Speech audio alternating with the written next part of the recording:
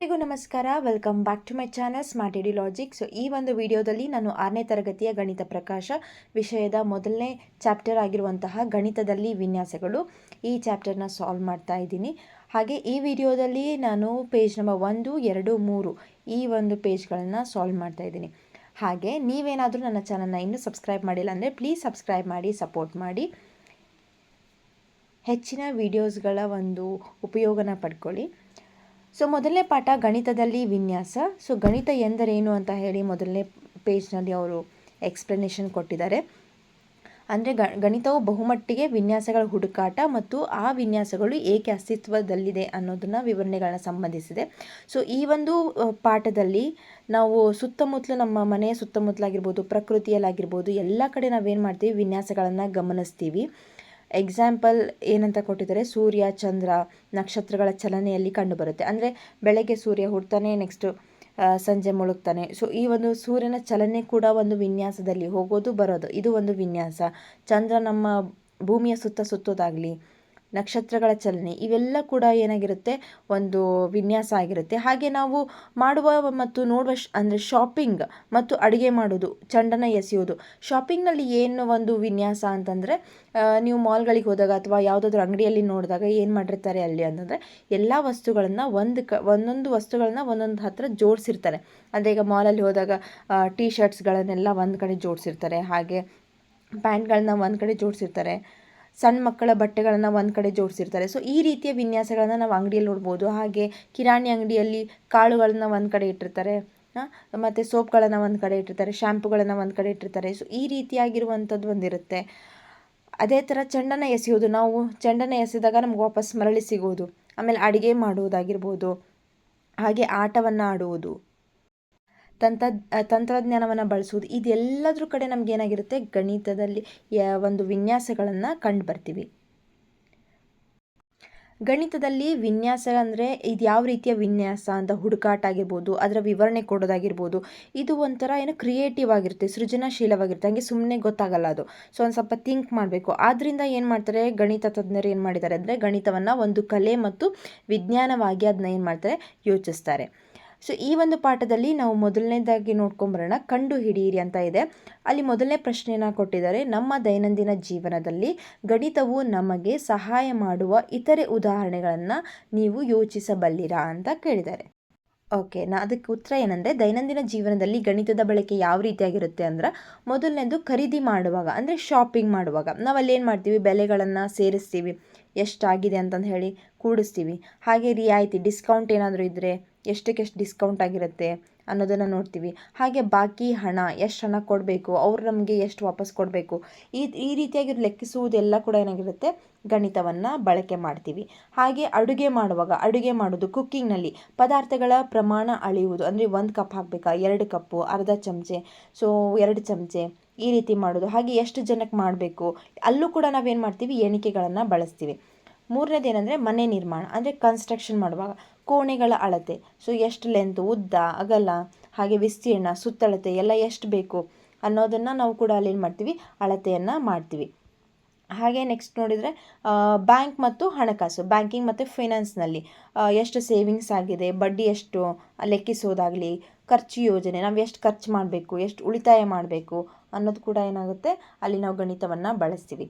Next ಪ್ರಯಾಣ, ಅಲ್ಲಿ ಏನಾಗುತ್ತೆ, ಎಷ್ಟು ದೂರ ಮತ್ತು ಸಮಯ ಲೆಕ್ಕಿಸುವುದು, ಎಷ್ಟು ದೂರ ಇದೆ, ಡಿಸ್ಟೆನ್ಸ್ ಎಷ್ಟಿದೆ, ಒಂದು ಊರಿಂದ ಇನ್ನೊಂದು ಊರಿಗೆ ಹೋಗುವಾಗ ಎಷ್ಟು ಡಿಸ್ಟೆನ್ಸ್ ಇದೆ, ಎಷ್ಟು ದೂರ ಇದೆ ಅನ್ನೋದನ್ನು ನೋಡ್ತೀವಿ. ಅಷ್ಟು ಡಿಸ್ಟೆನ್ಸ್ನ ಕವರ್ ಮಾಡೋದಕ್ಕೆ, ಅಂದರೆ ದೂರವನ್ನು ಪ್ರಯಾಣ ಮಾಡೋಕ್ಕೆ ಎಷ್ಟು ಸಮಯವನ್ನು ನಾವು ತೆಗೆದುಕೊಳ್ತೀವಿ ಅನ್ನೋದನ್ನು ಲೆಕ್ಕ ಮಾಡ್ತೀವಿ. ಹಾಗೆ ಸ್ಪೀಡ್, ವೇಗವನ್ನು ಲೆಕ್ಕ ಹಾಕ್ತೀವಿ. ಅಂದರೆ ಒಂದು ತಾಸಿಗೆ ನಾವು ಗಾಡಿಯಲ್ಲಿ ನೋಡುವಾಗ 60 ಕಿಲೋಮೀಟರ್ ಸ್ಪೀಡ್ ಪರ್ ಅವರ್ ಸ್ಪೀಡಲ್ಲಿರುತ್ತೆ ಅಂತ ನೋಡ್ತೀವಿ. ಎಷ್ಟು ಸ್ಪೀಡಲ್ಲಿ ಹೊಂಟಿದೆ ಗಾಡಿ ಅನ್ನೋದನ್ನು ಕೂಡ ನಾವೆಲ್ಲ ಏನು ಮಾಡ್ತೀವಿ, ಲೆಕ್ಕ ಹಾಕ್ತೀವಿ. ಸೊ ಈ ರೀತಿ ಇನ್ನೂ ಹಲವಾರು ಒಂದು ಭಾಗಗಳಲ್ಲಿ ನಾವೇನು ಮಾಡ್ತೀವಿ, ಗಣಿತವನ್ನು ಬಳಸ್ತೀವಿ. ಎರಡನೇ ಪ್ರಶ್ನೆ ನೋಡೋಣ. ಎರಡನೇ ಪ್ರಶ್ನೆ ಏನಂದರೆ, ಮನುಕುಲದ ಮುನ್ನಡೆಗೆ ಗಣಿತವು ಹೇಗೆ ಸಹಾಯ ಮಾಡಿದೆ. ಬ್ರ್ಯಾಕೆಟಲ್ಲಿ ಏನು ಕೊಟ್ಟಿದ್ದಾರೆ ಅಂದರೆ, ನೀವು ಇಂತಹ ಉದಾಹರಣೆಗಳ ಬಗ್ಗೆ ಯೋಚಿಸಬಹುದು. ಅಂದರೆ ವೈಜ್ಞಾನಿಕ ಪ್ರಯೋಗಗಳನ್ನು ಕೈಗೊಳ್ಳುವುದು, ನಮ್ಮ ಆರ್ಥಿಕತೆ ಮತ್ತು ಪ್ರಜಾಪ್ರಭುತ್ವವನ್ನು ನಡೆಸುವುದು, ಸೇತುವೆಗಳು, ಮನೆಗಳು ಅಥವಾ ಇತರ ಸಂಕೀರ್ಣ ವಿನ್ಯಾಸಗಳನ್ನು ನಿರ್ಮಿಸುವುದು, ಟಿವಿಗಳು, ಮೊಬೈಲ್ ಫೋನ್ಗಳು, ಕಂಪ್ಯೂಟರ್ಗಳು, ಬೈಸಿಕಲ್ಗಳು, ರೈಲುಗಳು, ಕಾರುಗಳು, ವಿಮಾನಗಳು, ಕ್ಯಾಲೆಂಡರ್ಗಳು, ಗಡಿಯಾರಗಳು ಇತ್ಯಾದಿಗಳ ತಯಾರಿಕೆ. ಸೊ ಇಲ್ಲೆಲ್ಲ ನಾವೇನು ಮಾಡ್ತೀವಿ, ಗಣಿತವನ್ನು ಬಳಸ್ತೀವಿ. ಸೊ ಈ ಒಂದು ಇಲ್ಲೆಲ್ಲ ಬಳಸೋದ್ರಿಂದ ನಮ್ಮ ಮನುಕುಲದ ಅಂದರೆ ನಮ್ಮ ಮನುಷ್ಯ ಉತ್ತುಂಗಕ್ಕೆ ಏರಬೇಕು ಅಂದರೆ, ಅವನು ಡೆವಲಪ್ಮೆಂಟ್ ಆಗಬೇಕು ಅಂದರೆ ಗಣಿತ ಹೇಗೆ ಸಹಾಯ ಮಾಡಿದೆ ಅನ್ನೋದನ್ನು ಹೇಳಿ ಅಂತ ಹೇಳಿದರೆ, ಸೊ ಇಲ್ಲೊಂದು 2 ಪಾಯಿಂಟ್ಸ್ನ ಆ್ಯಡ್ ಮಾಡಿದ್ದೀನಿ ನಾನು. ಸೊ ವಿಜ್ಞಾನ ಮತ್ತು ಸಂಶೋಧನೆಯಲ್ಲಿ ಅಂದರೆ ಭೌತಶಾಸ್ತ್ರ, ರಾಸಾಯನಶಾಸ್ತ್ರ ಮತ್ತು ಖಗೋಳಶಾಸ್ತ್ರದ ನಿಯಮಗಳನ್ನು ಅರ್ಥ ಮಾಡಿಕೊಳ್ಳೋಕೆ ಗಣಿತ ನಮಗೆ ಅಗತ್ಯ ಇದೆ. ಗ್ರಹಗಳ ಚಲನೆ ಬಗ್ಗೆ, ಬೆಳಕಿನ ವೇಗ, ಶಕ್ತಿಯ ಲೆಕ್ಕಾಚಾರಗಳು, ಹಾಗೆ ಗಣಿತದ ಆಧಾರದ ಮೇಲೆ ಇವೆಲ್ಲ ಏನಾಗುತ್ತೆ, ಗಣಿತದ ಆಧಾರದ ಮೇಲೆ ನಡೆಯೋದು. ತಂತ್ರಜ್ಞಾನ ಅಭಿವೃದ್ಧಿ ಅಂದರೆ ಟೆಕ್ನಾಲಜಿ ಡೆವಲಪ್ಮೆಂಟ್ ಆಗಬೇಕಾದ್ರೆ ನಮ್ಗೆ ಗಣಿತ ಬೇಕು. ಯಾಕಂದರೆ ಕಂಪ್ಯೂಟರ್ಗಳ ಒಂದು ತಯಾರಿಕೆಯಲ್ಲಾಗಿರ್ಬೋದು, ಅಥವಾ ಕಂಪ್ಯೂಟರ್ ವರ್ಕ್ ಮಾಡೋದ್ರಲ್ಲಾಗಿರ್ಬೋದು, ಮೊಬೈಲ್ಗಳ ಒಂದು ಬಳಕೆ ಮಾಡೋದ್ರಲ್ಲಿ, ಇಂಟರ್ನೆಟ್ ಮತ್ತು ಕೃತಕ ಬುದ್ಧಿಮತ್ತೆ ಅಂದರೆ AI ಈಗೇನು ಆರ್ಟಿಫಿಷಿಯಲ್ ಇಂಟೆಲಿಜೆನ್ಸ್ ಬಂದಿದೆ. ಸೊ ಎಲ್ಲವೂ ಗಣಿತದ ತತ್ವಗಳ ಮೇಲೆ ಏನಾಗಿದೆ, ನಿರ್ಮಿತ ಆಗಿದೆ, ಎಲ್ಲ ಅದ್ರ ಮೇಲೆ ಡೆವಲಪ್ ಆಗಿರೋದು. ಅಲ್ಗೋರಿದಮ್ಗಳು ಮತ್ತು ಡೇಟಾ ವಿಶ್ಲೇಷಣೆ ಗಣಿತದ ಅನ್ವಯಿಕಗಳಾಗಿ ಇದ್ದಾವೆ ಅಂತ ಹೇಳ್ಬೋದು. ಸೊ ನೆಕ್ಸ್ಟ್ ನೋಡೋಣ, ಸಂಖ್ಯೆಗಳಲ್ಲಿ ವಿನ್ಯಾಸಗಳು. ಗಣಿತದಲ್ಲಿ ಕಂಡುಬರುವ ಅತ್ಯಂತ ಮೂಲಭೂತ ವಿನ್ಯಾಸ ಯಾವ ರೀತಿಯ ವಿನ್ಯಾಸ ಇರ್ತವೆ ಅಂದರೆ ಸಂಖ್ಯೆಗಳನ್ನು ಬಳಸ್ಕೊಂಡಿರುವಂಥ ವಿನ್ಯಾಸಗಳು. ಸೊ ವಿಶೇಷವಾಗಿ ಯಾವ ರೀತಿ ಸಂಖ್ಯೆಗಳನ್ನು ಬಳಸ್ತೀವಿ ವಿನ್ಯಾಸಕ್ಕೆ ಅಂದರೆ ಪೂರ್ಣ ಸಂಖ್ಯೆಗಳು, ಅಂದರೆ 0ಇಂದ ಶುರುವಾಗುವಂಥ ಸಂಖ್ಯೆಗಳು. ಸೊ ಪೂರ್ಣ ಸಂಖ್ಯೆಗಳಲ್ಲಿ ವಿನ್ಯಾಸಗಳನ್ನು ಅಧ್ಯಯನ ಮಾಡುವ ಗಣಿತ ಶಾಖೆಯನ್ನು ನಾವೇನೇನು ಕರಿತೀವಿ, ಸಂಖ್ಯಾ ಸಿದ್ಧಾಂತ ಅನ್ನೋ ಒಂದು ಕರಿತೀವಿ. ಅಂದರೆ ಆ ಬ್ರ್ಯಾಂಚ್ಗೆ ಪೂರ್ಣ ಸಂಖ್ಯೆಗಳನ್ನ ಬಳಸ್ಕೊಂಡು ನಾವೇನು ವಿನ್ಯಾಸ ರಚನೆ ಮಾಡ್ತೀವಲ್ಲ, ಅಂದರೆ ಈ ಒಂದು ಪಾಠ ಇರೋದೇ ಅದ್ರ ಮೇಲೆ. ಸೊ ಈ ಒಂದು ಗಣಿತದಲ್ಲಿರುವಂಥ ಈ ಬ್ರಾಂಚಿಗೆ ನಾವೇನೇನು ಕರಿತೀವಿ, ಸಂಖ್ಯಾ ಸಿದ್ಧಾಂತ ಅಂತ ಹೇಳಿ ಕರಿತೀವಿ. ಸಂಖ್ಯಾ ಶ್ರೇಣಿಗಳು ಅತ್ಯಂತ ಮೂಲಭೂತವಾಗಿವೆ ಮತ್ತು ಗಣಿತ ತಜ್ಞರು ಅಧ್ಯಯನ ಮಾಡುವ ಅತ್ಯಂತ ಆಕರ್ಷಕ ವಿನ್ಯಾಸಗಳ ವಿಧಗಳಲ್ಲಿ ಸೇರಿವೆ. ಗಣಿತದಲ್ಲಿ ಅಧ್ಯಯನ ಮಾಡಲಾದ ಕೆಲವು ಪ್ರಮುಖ ಸಂಖ್ಯಾ ಶ್ರೇಣಿಗಳನ್ನು ಕೋಷ್ಟಕ 1ರಲ್ಲಿ ಈ ಒಂದು ಕೋಷ್ಟಕದಲ್ಲಿ ತೋರಿಸಿದ್ದಾರೆ. ಸೊ ಇದ್ರ ಬಗ್ಗೆ ಈಗ ನೆಕ್ಸ್ಟ್ ನಾನು ತಿಳ್ಕೊಳ್ಳೋಣ, ಇದ್ರ ಒಂದು ಗಮನಿಸಿ ಅಷ್ಟೇ. ಸೊ ಈಗ ನೆಕ್ಸ್ಟ್ ಕ್ವೆಶನ್ನ ನೋಡೋಣ ನಾವಿಲ್ಲಿ. ನೆಕ್ಸ್ಟ್ ಪೇಜಲ್ಲಿರೋದು ಕಂಡು ಹಿಡಿಯಿರಿ. ಮೊದಲನೇ ಪ್ರಶ್ನೆ ನೋಡೋಣ. ಕೋಷ್ಟಕ 1ರಲ್ಲಿರುವ ಪ್ರತಿ ಶ್ರೇಣಿಯ ವಿನ್ಯಾಸವನ್ನು ನೀವು ಗುರುತಿಸಬಲ್ಲಿರಾ? ಗುರುತಿಸಬಹುದಾ ನಾವು? ಇಲ್ಲಿ ಏನಾಗಿದೆ, ಮೊದಲನೇದು ನೋಡ್ರಿ, ಅಲ್ಲಿ ಈ ಒಂದು 1 ಅಂತ ಬರೆದಿದ್ದಾರೆ. ಸೊ ಇಲ್ಲಿ ಯಾವ ರೀತಿ ವಿನ್ಯಾಸ ಇದೆ, ಎಲ್ಲನೂ 1 ಅಂತ ಬರ್ಕೊತ ಹೋಗಿದ್ದಾರೆ. ಅದೇ ಇದರಲ್ಲಿರುವಂತಹ ವಿನ್ಯಾಸ. ಸೊ ಅವ್ರು ಎಲ್ಲಿನ ಕ್ವಶನ್ ಕೇಳಿದ್ದಾರೆ, ಪ್ರತಿ ಶ್ರೇಣಿಯ ವಿನ್ಯಾಸ ಏನು ಇರಬಹುದಿಲ್ಲಿ, ಏನು ಪ್ಯಾಟರ್ನ ಫಾಲೋ ಮಾಡಿದ್ದಾರೆ ಇದ್ರೊಳಗೆ ಅಂತಂದು ಹೇಳಿ ನೀವು ಕಂಡು ಹಿಡಿಬಹುದಾ? ಹೌದು, ಕಂಡು ಹಿಡಿಬಹುದು. ನೆಕ್ಸ್ಟ್ ಎರಡನೇದು ನೋಡ್ರಿ, 1 2 3 4 5 6 7 ಇವೆಲ್ಲ ಏನಾಗಿದೆ, ಎಣಿಕೆ ಸಂಖ್ಯೆಗಳು. ಹೌದಾ, ಸಾಲಕ್ಕೆ ನಂಬರ್ಸ್ ಬರ್ಕೊಂತ ಹೋಗಿದ್ದಾರೆ. ಸೊ ಇಲ್ಲೇನಾಗಿದೆ, ಇವೆಲ್ಲ ಎಣಿಕೆ ಸಂಖ್ಯೆಗಳು ಅಂತ ಹೇಳಿ ನಿಮ್ಗೆ ಗೊತ್ತಾಗುತ್ತೆ.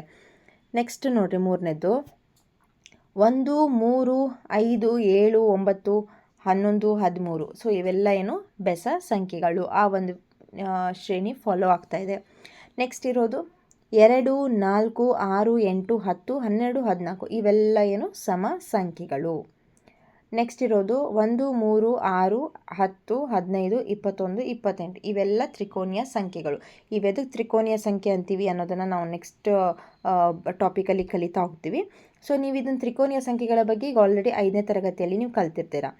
ನೆಕ್ಸ್ಟ್ ಬರೋದು ಯಾವುದು, ವರ್ಗ ಸಂಖ್ಯೆಗಳು. ಸೊ ವರ್ಗಗಳು ಅಂದರೆ ನೀವು ನೋಡಿದರೆ ಗೊತ್ತಾಗುತ್ತೆ, 1 4 9 ಅಂದರೆ ಒಂದೇ ಸಂಖ್ಯೆನ 2 ಬಾರಿ ಗುಣಿಸಿದಾಗ ನಮಗೆ ವರ್ಗಗಳು ಸಿಗ್ತಾವೆ. ಸೊ ಅದೇ ರೀತಿಯಲ್ಲೆಲ್ಲ ಫಾಲೋ ಅಪ್ ಆಗಿರೋದು. ಸೊ ನಿಮ್ಗೆ ಅದು ನಂಬರ್ಸ್ ತಕ್ಷಣ ನೋಡಿದಾಗ ನಿಮ್ಗೆ ಗೊತ್ತಾಗುತ್ತೆ ಇದು ವರ್ಗಗಳು ಅಂತ ಹೇಳಿ. ಸೊ ನೆಕ್ಸ್ಟ್ ಬರೋದು ಯಾವುದು, ಘನಗಳು. ಘನ ಸಂಖ್ಯೆಗಳು ಏನಂದರೆ ಒಂದೇ ಸಂಖ್ಯೆನ 3 ಬಾರಿ ಗುಣಿಸೋದು. ಇದು ಯಾವ ರೀತಿ ಅನ್ನೋದನ್ನು ಈಗ ನೆಕ್ಸ್ಟ್ ನೋಡ್ತಾ ಹೋಗೋಣ. ಇದು ಘನಗಳು, ಘನ ಸಂಖ್ಯೆಗಳ ವಿನ್ಯಾಸ ಅನ್ನೋದು ನಿಮಗೆ ಗೊತ್ತಾಗುತ್ತೆ.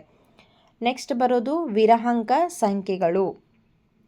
ಅದಾದಮೇಲೆ ಬರೋದು 2ರ ಘಾತಗಳು. ಇದು ಯಾವ ರೀತಿ, ಸೊ ಇದು ನೆಕ್ಸ್ಟ್ ಬರೋದು 3ರ ಘಾತಗಳು, ಅಂದರೆ ಹಿಂದಿನ ಸಂಖ್ಯೆನ 3ರಿಂದ ಗುಣಿಸ್ತಾ ಹೋಗಬೇಕು ಅನ್ನೋದನ್ನು ಇಲ್ಲಿದೆ. ಸೊ ಈ ನಿಯಮನ ನೀವು ಗುರುತಿಸಬಲ್ಲಿರಾ ಅಂತ ಇದ್ದರೆ, ಹೌದು ನಾವು ಗುರುತಿಸಬಲ್ಲೆವು. ಯಾವ ರೀತಿ ವಿನ್ಯಾಸ ಇದೆ ಅನ್ನೋದನ್ನು ನಾವು ಗುರುತಿಸ್ತೀವಿ. ಸೊ ಎರಡನೇ ಕ್ವಶನ್ ನೋಡ್ರಿ, ನಿಮ್ಮ ನೋಟ್ ಪುಸ್ತಕದಲ್ಲಿ ಕೋಷ್ಟಕ 1ರ ಪ್ರತಿ ಶ್ರೇಣಿಯನ್ನು ಅದರ ಮುಂದಿನ 3 ಸಂಖ್ಯೆಗಳೊಂದಿಗೆ ಪುನಃ ಬರೆಯಿರಿ. ಪ್ರತಿ ಶ್ರೇಣಿಯಲ್ಲಿ ಮುಂದಿನ ಸಂಖ್ಯೆಗಳನ್ನ ರೂಪಿಸುವ ನಿಯಮವೇನು ಎಂಬುದನ್ನು ನಿಮ್ಮದೇ ಪದಗಳಲ್ಲಿ ಬರೆಯಿರಿ. ಸೊ ಈ ಕೋಷ್ಟಕನ ನೀವು ಮತ್ತೊಮ್ಮೆ ಬರಿಬೇಕೀಗ. ಬರೆದು ಇದರ ಮುಂದಿನ 3 ಸಂಖ್ಯೆಗಳನ್ನು ನೀವು ಕಂಡುಹಿಡಿದು ಬರಿಬೇಕು. ಹಾಗೆ ಆ 3 ಸಂಖ್ಯೆಗಳು ಹೇಗೆ ಬಂದವು ಅನ್ನೋದನ್ನು ಕೆಳಗಡೆ ನಿಮ್ಮ ಪದಗಳಲ್ಲೇ ಒಂದು ನಿಯಮವನ್ನು ಬರಿಬೇಕು. ಸೊ ಅದು ಯಾವ ರೀತಿ ಅಂತ ನೋಡೋಣ. ಸೊ ಮೊದಲನೇದೇನಿದೆ, ಎಲ್ಲ ಒನ್ಗಳಂತ ಇದೆ. ನಾನಿಲ್ಲಿ ಏನು ಮಾಡಿದ್ದೀನಿ, ಈಗ 3 ನೆಕ್ಸ್ಟ್ ನಂಬರ್ನ ನಾನು ಬರ್ಕೊಂಡಿದ್ದೀನಿ, 1 1 1. ಸೊ ಏನು ನಿಯಮ ಅಂತ ನೋಡಿದ್ರೆ, ಹಿಂದಿನ ಸಂಖ್ಯೆಗೆ 0 ಸೇರಿಸಿದ್ರೆ ನಮಗೆ ಮುಂದಿನ ಸಂಖ್ಯೆನ ಪಡೆಯಬಹುದು, ಹೌದಲ್ವಾ? ಸೊ ಇಲ್ಲಿನ ಸಂಖ್ಯೆಗೆ 0 ಸೇರಿಸಿದ್ರೆ ನಮ್ಗೆ ಇಲ್ಲಿ 1 ಸಿಗುತ್ತೆ, ಮತ್ತಿದು 1ಗೆ 0 ಸೇರಿಸಿದ್ರೆ ಮತ್ತೆ 1 ಸಿಗುತ್ತೆ. ಸೊ 1 + 0 ಎಷ್ಟು? 1, ಹೌದಾ? ಹಿಂದಿನ ಸಂಖ್ಯೆಗೆ ನಾವು 1 ಸೇರಿಸ್ತಾ ಹೋದಂಗೆ ನಮಗೆ ಮುಂದಿನ ಸಂಖ್ಯೆ ಸಿಗುತ್ತೆ. ಸೊ ಈ ಸಂಖ್ಯೆ ಮುಂದಿನ ಸಂಖ್ಯೆ ಯಾವುದು? ಈ ಸಂಖ್ಯೆ ಮುಂದಿನ ಬೇಕಂದರೆ ಮತ್ತೆ ಇದಕ್ಕೆ +0 ಸೇರಿಸಿದ್ರೆ ಎಷ್ಟು ಬರುತ್ತೆ? ಮತ್ತೆ 1. ಅಂದ್ರೇನು, ಇಲ್ಲೆಲ್ಲ 1ಗಳಿದೆ. ಇದರ ಒಂದು ನಿಯಮ ಏನು, ಹಿಂದಿನ ಸಂಖ್ಯೆಗೆ ನಾವು 0ನ ಸೇರಿಸಿದ್ರೆ ನಮ್ಮ ಮುಂದಿನ ಸಂಖ್ಯೆ ಇವೇನು ಮಾಡ್ಕೋ ಸಿಗ್ತವೆ. ಎರಡನೇ ಕ್ವೆಶನ್ ನೋಡಿರಿ, ಎಲ್ಲ ಎಣಿಕೆ ಸಂಖ್ಯೆಗಳು 1 2 3 4 5 6 7. ಮುಂದಿನ 3 ಸಂಖ್ಯೆ ಯಾವುದು? 8 9 10. ಈ 8 ಹೆಂಗೆ ಬರುತ್ತೆ ನಮಗೆ? ಇವು ಎಣಿಕೆ ಸಂಖ್ಯೆಗಳು 1ರಿಂದ ಸ್ಟಾರ್ಟ್ ಮಾಡ್ಯಾರ. 1ರಿಂದ ಸ್ಟಾರ್ಟ್ ಮಾಡ್ಕೊತ ಹೋಗಿ ಪ್ರತಿಯೊಂದು ಸಂಖ್ಯೆಗೂ +1 +1 +1 ಮಾಡ್ಕೊತ ಹೋದಂಗೆ ನಮ್ಮ ಮುಂದಿನ ಸಂಖ್ಯೆ ಏನಾಗಿದೆ? ಸಿಕ್ಕಿದೆ. ಸೊ ಇಲ್ಲಿ ನೋಡ್ರಿ, ಇಲ್ಲಿ ಈ 1ಗೆ 1 ಕೂಡಿಸಿದಾಗ 2 ಬಂತು, 2ಕ್ಕೆ 1 ಕೂಡಿಸಿದ್ರೆ 3, 3ಕ್ಕೆ 1 ಕೂಡಿಸಿದ್ರೆ 4, 4ಕ್ಕೆ 1 ಕೂಡಿಸಿದ್ರೆ 5, 5ಕ್ಕೆ 1 ಕೂಡಿಸಿದ್ರೆ 6, 6ಕ್ಕೆ 1 ಕೂಡಿಸಿದ್ರೆ 7. ಹಾಗಾದರೆ ನೆಕ್ಸ್ಟ್ ನಂಬರ್ ಬೇಕಂದರೆ 7ಕ್ಕೆ 1 ಕೂಡಿಸ್ಬೇಕು, 8ಕ್ಕೆ 1 ಕೂಡಿಸಿದ್ರೆ 9 ಬಂತು, 9ಕ್ಕೆ 1 ಕೂಡಿಸಿದ್ರೆ 10 ಬಂತು. ಸೊ ನಮ್ಮ ನಿಯಮ ಏನಿಲ್ಲಿ ಅಂತಂದರೆ, ನೀವೇನು ಬರಿಬೇಕು, ಹಿಂದಿನ ಸಂಖ್ಯೆಗೆ 1ನ್ನು ಸೇರಿಸಿದಾಗ ಮುಂದಿನ ಸಂಖ್ಯೆ ಪಡೆಯಬಹುದು. ಇಲ್ಲಿ ಇನ್ನೊಂದು ಬರೆದಿದ್ದೀನಿ, ಎಣಿಕೆ ಸಂಖ್ಯೆಗಳು 1ರಿಂದ ಶುರುವಾಗಿದೆ ಅಂತ ಹೇಳಿ ಬರಿತೀವಿ. ಓಕೆ, ನೆಕ್ಸ್ಟ್ ನೋಡೋಣ. ಬೆಸ ಸಂಖ್ಯೆಗಳನ್ನು ಕೊಟ್ಟಿದ್ದಾರೆ. ಸೊ ಬೆಸ ಸಂಖ್ಯೆಗಳು ಎಲ್ಲಿಂದ ಶುರುವಾಗಿದೆ? 1 3 5 7 9 11 13. ಮುಂದಿನ 3 ಸಂಖ್ಯೆ ಯಾವುದು? 15 17 19. ಸೊ ಇದರ ನಿಯಮ ಏನು? ಅದಕ್ಕಿಂತ ಮೊದಲು ನಾವೇನು ಮಾಡಬೇಕು, ಬೆಸ ಸಂಖ್ಯೆಗಳು ಅಂದ್ರೇನು? 2ರಿಂದ ಭಾಗಿಸಲಾಗದ ಸಂಖ್ಯೆಗಳು. ನಿಯಮ ಏನಿಲ್ಲಿ? ಹಿಂದಿನ ಸಂಖ್ಯೆಗೆ 2ನ್ನು ಸೇರಿಸಿ ಮುಂದಿನ ಸಂಖ್ಯೆನ ಪಡಿತೀವಿ. ಓಕೆ, ಸೊ ಹಿಂದಿನ ಸಂಖ್ಯೆಗೆ 2ನ್ನು ಸೇರಿಸಿದ್ರೆ ನಮ್ಮ ಮುಂದಿನ ಸಂಖ್ಯೆ ಸಿಗುತ್ತೆ. ಇಲ್ಲಿ 1ಕ್ಕೆ 2ನ್ನು ಸೇರಿಸಿದ್ರಿ 3 ಬಂತು, 3ಕ್ಕೆ 2ನ್ನು ಸೇರಿಸ್ರಿ 5 ಬರುತ್ತೆ, 5ಕ್ಕೆ 2 ಸೇರಿಸಿದ್ರೆ 7. ಹಾಗೆ ನೀವು ಮಾಡ್ತಾ ಹೋದಾಗ ಇಲ್ಲಿ 13 ಇದೆ, 13ಕ್ಕೆ 2 ಸೇರಿಸಿದ್ರೆ ನಮಗೆ ಎಷ್ಟು ಬರುತ್ತೆ? 15. ಮತ್ತು 15ಕ್ಕೆ 2 ಸೇರಿಸ್ರಿ 17, 17ಕ್ಕೆ 2 ಸೇರಿಸಿದ್ರೆ 19. ಸೊ ನಾವೇನು ಮಾಡ್ತೀವಿ ಅಂದರೆ, ಹಿಂದಿನ ಸಂಖ್ಯೆಗೆ 2ನ್ನು ಸೇರಿಸಿದಾಗ ನಾವು ಮುಂದಿನ ಸಂಖ್ಯೆನ ಪಡಿಬಹುದು ಅನ್ನೋದೇ ಇದೇನೋ ನಿಯಮ. ಹಾಗಾದರೆ ಇದು 1 3 5 ಅಂತ ನೋಡಿದ್ರೆ ಗೊತ್ತಾಗ್ತದಲ್ಲ ನಿಮಗೆ, ಇವೆರಡರಿಂದ ಭಾಗ ಆಗಲಾರ್ದಂಥ ಸಂಖ್ಯೆಗಳು, ಆವಾಗ ಬೆಸ ಸಂಖ್ಯೆ ಅಂತ ಗೊತ್ತಾಯಿತು. ಸೊ ಪ್ರತಿಯೊಂದು ಸಂಖ್ಯೆನ ಅಲ್ಲಿ ಎಷ್ಟನ್ನ ಸೇರಿಸ್ಬೇಕು ಅನ್ನೋದು ನಿಮ್ಗೆ ಗೊತ್ತಾಗ್ಬಿಡುತ್ತೆ. ಇಷ್ಟು ವಿನ್ಯಾಸ ನೋಡಿದಾಗ ನಿಮ್ಗೆ ಗೊತ್ತಾಗ್ಬಿಡುತ್ತೆ ಎರಡು ಸಂಖ್ಯೆಗಳ ನಡುವೆ ಎಷ್ಟು ವ್ಯತ್ಯಾಸ ಐತಿ, 2. ಹಾಗಾದರೆ ನೆಕ್ಸ್ಟ್ ಸಂಖ್ಯೆ ನಮಗೆ ಸಿಗ್ಬೇಕಂದ್ರೆ 2ನ್ನು ಕೂಡಿಸ್ಬೇಕು. ಈಗ 19ರ ಮುಂದಿನ ಸಂಖ್ಯೆ ಯಾವುದು? +2 ಮಾಡಿರಿ 19ಕ್ಕೆ. ಸೊ ಎಸ್, ಅದು 21. ಸೊ ಈಗ ಅದೇನು ಬೇಡ, ಅವ್ರು ಕೇಳಿರೋದೇ 3 ಸಂಖ್ಯೆಗಳು. ಸೊ ನೀವೇನು ಮಾಡ್ತೀರಿ? 15 17 19 ಅಂತ ಬರಿಬೇಕು. ನೆಕ್ಸ್ಟ್ ಬರೋದು ಸಮ ಸಂಖ್ಯೆಗಳು. ಸಮ ಸಂಖ್ಯೆಗಳಂದ್ರೇನು? 2ರಿಂದ ಭಾಗಿಸಲ್ಪಡುವಂತಹ ಸಂಖ್ಯೆ, ಅದೊಂದು ನಿಯಮ ಇದೆ ಇದರಲ್ಲಿ. ಇವೆಲ್ಲ ಸಂಖ್ಯೆಗಳು 2ರಿಂದ ಭಾಗ ಆಗುವಂತಹ ಸಂಖ್ಯೆಗಳು. ಸೊ ನಾವೇನು ಮಾಡ್ತೀವಿ, ಇಲ್ಲಿ ಆನ್ಸರ್ ಏನು ಕೊಟ್ಟಿದ್ದೀನಿ? 16 18 20. ಯಾಕೆ ಬಂತಂದರೆ, ಹಿಂದಿನ ಸಂಖ್ಯೆಗೆ ನಾವು +2ನ ಮಾಡಬೇಕಿಲ್ಲಿ, ಮಾಡಿದಾಗ ನಮಗೆ ಮುಂದಿನ ಸಂಖ್ಯೆ ಸಿಗುತ್ತೆ. ಎಲ್ಲಿಂದ ಶುರುವಾಗೈತಿ? 2ರಿಂದ, 1ರಿಂದ ಬರೋದಿಲ್ಲ. 1 ಸಮ ಸಂಖ್ಯೆ ಅಲ್ಲ, 2ರಿಂದ ಶುರುವಾಗುತ್ತೆ. ಸೊ ಹಿಂದಿನ ಸಂಖ್ಯೆಗೆ 2ನ್ನು ಸೇರಿಸಿ ಮುಂದಿನ ಸಂಖ್ಯೆಯನ್ನು ಪಡೆಯುತ್ತೀವಿ ಅಂತ ಹೇಳಿ ನೀವೇನು ಮಾಡ್ಬೋದು? ಬರಿಬೋದು ನಿಯಮವನ್ನು. ನೆಕ್ಸ್ಟ್ ಬರೋದು ತ್ರಿಕೋನೀಯ ಸಂಖ್ಯೆಗಳು. ತ್ರಿಕೋನೀಯ ಸಂಖ್ಯೆಗಳು ನೋಡ್ರಿ, 1 3 6 10 15 21 28. ನೆಕ್ಸ್ಟ್ 3 ಸಂಖ್ಯೆ ಯಾವುದು? 36 45 ಹಾಗೆ 55. ಸೊ ಇದನ್ನ ನಿಯಮ ಏನಂದರೆ, ಎಣಿಕೆ ಸಂಖ್ಯೆಗಳನ್ನು ಕೂಡಿಸುತ್ತಾ ಹೋಗುವುದರಿಂದ ತ್ರಿಕೋನೀಯ ಸಂಖ್ಯೆಗಳು ದೊರೆಯುತ್ತವೆ. ಇದನ್ನು ನೋಡಿದಾಗ ನಿಮಗೆ ತ್ರಿಕೋನೀಯ ಸಂಖ್ಯೆ ಅಂತ ಗೊತ್ತಾಗುತ್ತೆ. ಸೊ ನೀವು ಮುಂದಿನ ನಂಬರ್ನ ಯಾವ ರೀತಿ ಪಡಿಬೇಕು ಅಂತಂದರೆ, ಇದು ಎಷ್ಟನೇ ನಂಬರ್ನ ನೀವು ನೋಡೋದು, ಎಷ್ಟನೇ ನಂಬರ್ನ ನೀವು ಕಂಡು ಹಿಡಿಬೇಕು. ಇದು 1ನೇ ನಂಬರ್, ಇದು 2 3 4 5. ಈಗ ನೀವು ಕಂಡು ಹಿಡಿಬೇಕಾಗಿರೋದು 6ನೇ ನಂಬರ್, ನೆಕ್ಸ್ಟು 7ನೇ ನಂಬರ್, ಹಾಗೆ 8ನೇ ನಂಬರ್. ಹೌದಾ? ಆವಾಗ ನೀವೇನು ಮಾಡಬೇಕಂದ್ರೆ ಈ 6ನೇ ನಂಬರ್ ನೀವು ಕಂಡು ಹಿಡಿಬೇಕು ಅಂದರೆ ಇದ್ರ ಹಿಂದಿನ ಸಂಖ್ಯೆ ಯಾವುದು? 15. 15ಕ್ಕೆ ನೀವು 6 ಕೂಡಿಸಿದ್ರೆ ಎಷ್ಟು ಬಂತು? 21. ಸೊ ಇಲ್ಲಿ ಯಾವ ನಂಬರ್ ಬರುತ್ತೆ? 21. ಅರ್ಥ ಆಯ್ತಾ? ಸೊ ನೆಕ್ಸ್ಟ್ ಇಲ್ಲಿ ಏನು ಮಾಡಬೇಕು? ನೀವು 7ನೇ ನಂಬರ್ನ ಕಂಡು ಹಿಡಿಬೇಕು. ಸೊ 7ನೇ ನಂಬರ್ ಕಂಡು ಹಿಡಿಬೇಕಂದ್ರೆ ಏನು ಮಾಡಬೇಕು? ಹಿಂದಿನ ಸಂಖ್ಯೆಗೆ 7 ಕೂಡಿಸ್ರಿ. ಅವಾಗ ಎಷ್ಟು ಬರ್ತೈತಿ? 28. ನೆಕ್ಸ್ಟು 8ನೇ ನಂಬರ್ ಕಂಡು ಹಿಡಿಬೇಕು. ಅವಾಗ ಏನು ಮಾಡಬೇಕು? ಹಿಂದಿನ ಸಂಖ್ಯೆನ 8ರಿಂದ ಕೂಡಿಸಿದ್ರೆ ನಿಮಗೆ ಎಷ್ಟು ಬರ್ತೈತಿ? 36. ಗೊತ್ತಾಯ್ತಾ? ಸೊ ನಾವು ಹಿಂದಿನ ಸಂಖ್ಯೆಗೆ ಅದು ಎಷ್ಟನೇ ನಂಬರ್ ಇರುತ್ತೆ ಏಣಿಕೆ ಸಂಖ್ಯೆಗಳನ್ನ ಕೂಡಿಸ್ತಾ ಹೋದಂಗೆ ನಮಗೆ ಮುಂದಿನ ಸಂಖ್ಯೆಗಳು ಸಿಗ್ತಾ ಹೋಗುತ್ತೆ. ಇಲ್ಲಿ ನೋಡ್ರಿ 3 ಹೆಂಗೆ ಸಿಕ್ತಂದರೆ ಒಂದು ನಂಬರಿಗೆ 2 ಸೇರಿಸಿದಾಗ ನಮಗೆ 3 ಬಂತು. ಓಕೆ, 6 ಹೆಂಗೆ ಬಂತು ಅಂತಂದರೆ 1 + 2 + 3 ನಮ್ಗೆ ಅವಾಗ 6 ಬಂತು. ಓಕೆನಾ? ಆಮೇಲೆ 10 ಹೇಗೆ ಬರುತ್ತೆ? 1 + 2 + 3 + 4 ಅವ ನಮ್ಗೆ 10 ಸಿಗುತ್ತೆ. ಅದಾದಮೇಲೆ 1 + 2 + 3 + 4 + 5 ಅವಾಗ ನಮಗೆ 15 ಸಿಗುತ್ತೆ. ಸೊ ಈ ರೀತಿ ನಾವೇನು ಮಾಡ್ತೀವಿ, ಇಲ್ಲಿ ಎಣಿಕೆ ಸಂಖ್ಯೆಗಳನ್ನು ಕೂಡಿಸ್ತಾ ಹೋದಂಗೆ ನಮ್ಗೆ ಏನಾಗ್ತೈತಿ? ಈ ಒಂದು ತ್ರಿಭುಜ ಸಂಖ್ಯೆಗಳು ಸಿಗ್ತಾ ಹೋಗುತ್ತೆ.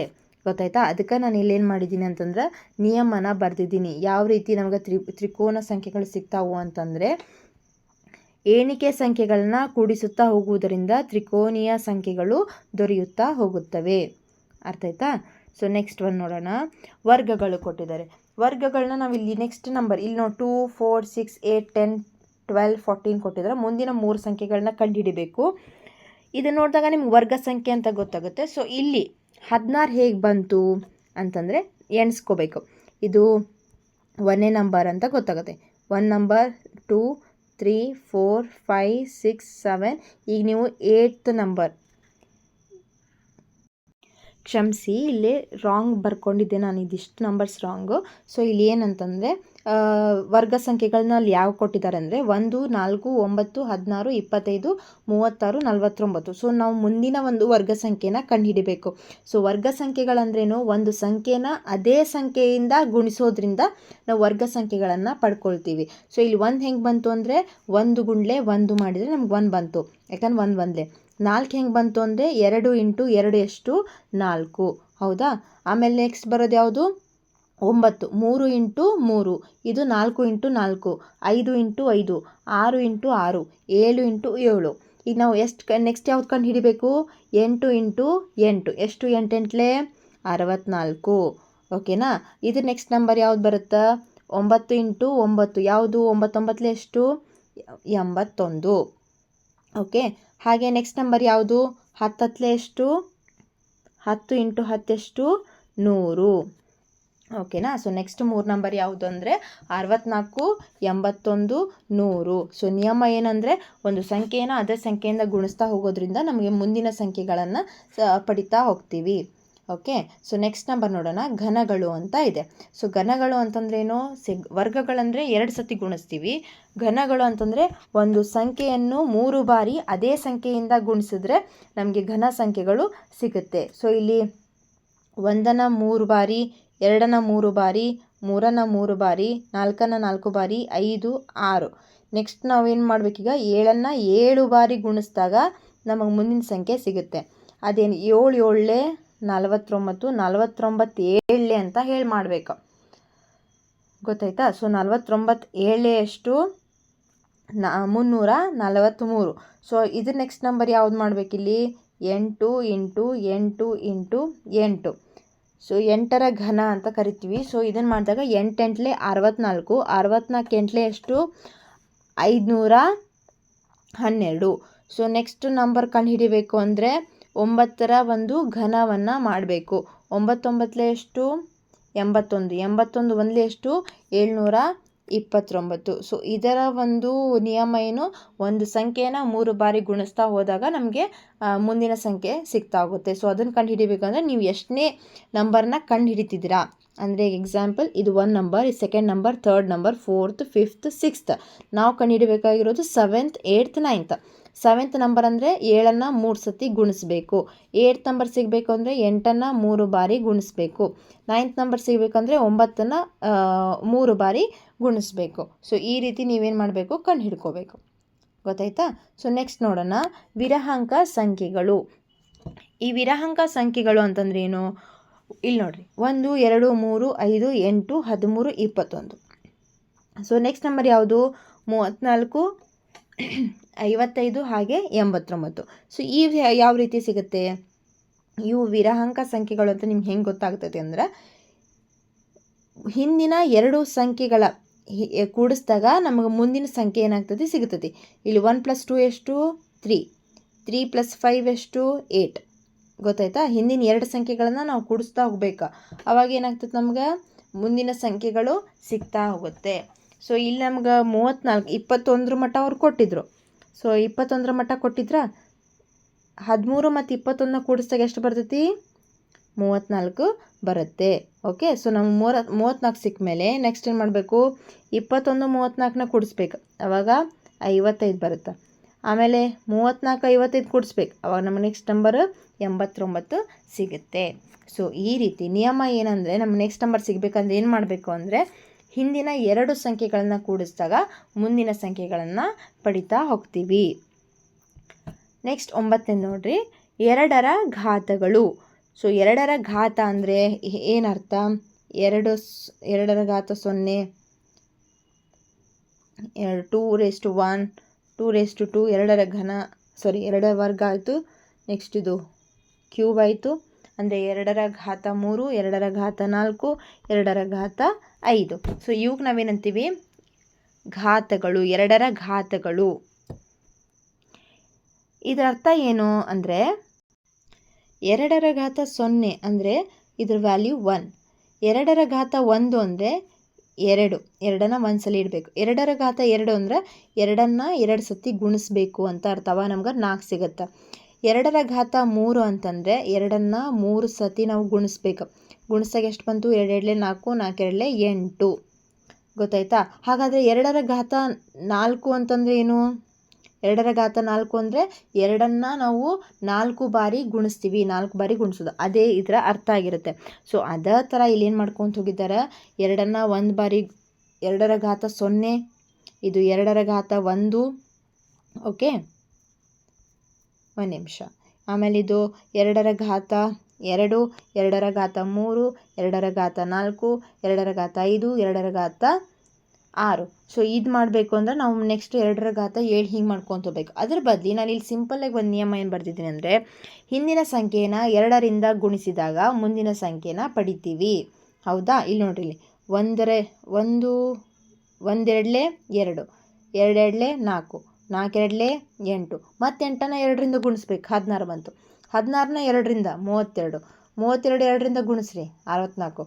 ನೆಕ್ಸ್ಟ್ ನಂಬರ್ ಸಿಗಬೇಕಂದ್ರೆ 64ನ 2ರಿಂದ ಗುಣಿಸ್ರಿ 128, 128ನ 2ರಿಂದ ಗುಣಿಸಿದ್ರೆ 256, 256ನ 2ರಿಂದ ಗುಣಿಸ್ರಿ 512. ಸೊ ನಿಯಮ ಏನಂದರೆ, ಹಿಂದಿನ ಸಂಖ್ಯೆನ 2ರಿಂದ ಗುಣಿಸಿದಾಗ ಮುಂದಿನ ಸಂಖ್ಯೆ ಪಡ್ಕೊಳ್ತೀವಿ. ನೆಕ್ಸ್ಟ್ 3ರ ಘಾತಗಳು ಅಂತಂದರೆ ಸೇಮ್ ಈಗ ಹೆಂಗೆ ಅದನ್ನ 2ರದ ಘಾತ ಕಲಿತ್ರಲ್ಲ, ಸೊ ಇದೇನೀಗ 3ರ ಘಾತ. 1 3 9 27. ಇದು ಸೇಮ್ ಹಾಗೆ ಹಿಂದಿನ ಸಂಖ್ಯೆಯನ್ನು 3ರಿಂದ ಗುಣಿಸಿದಾಗ ನಮಗೆ ಮುಂದಿನ ಸಂಖ್ಯೆ ಪಡಿತೀವಿ.